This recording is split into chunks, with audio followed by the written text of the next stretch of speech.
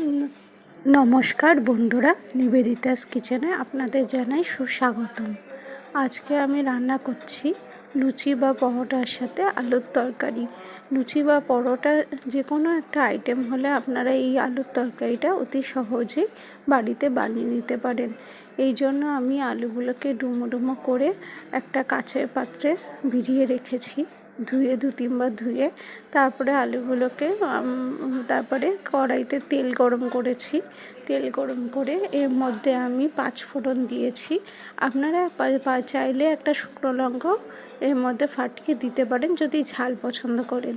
আমি বেশি ঝাল পছন্দ করি না, সেজন্য আমি এর মধ্যে কোনো শুকনো লঙ্কা অ্যাড করিনি। আলুগুলোকে ছেড়ে দিয়েছি, তার মধ্যে একটু নুন আর একটু হলুদ দিয়েছি। তার মধ্যে পেঁয়াজ কুচি, একটা পেঁয়াজই আমি ইউজ করেছি, একটা পেঁয়াজ কুচি দিয়েছি।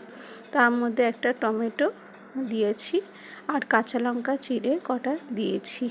লঙ্কার গুঁড়ো বা অন্য কোনো মশলা এক্ষেত্রে ব্যবহার করা হবে না। একদম সিম্পল নর্মাল যে আলুর তরকারি বাড়িতে আমরা ছোটোবেলা থেকে খেয়ে আসছি, সেই আলুর তরকারি আমি বানিয়েছিলাম।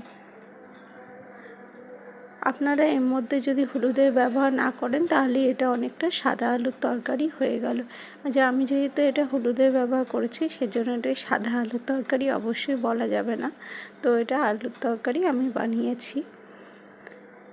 তারপরে আলুগুলোকে ভালো করে ভেজে পেঁয়াজ আর টমেটো আর কাঁচা লঙ্কা দিয়েছি।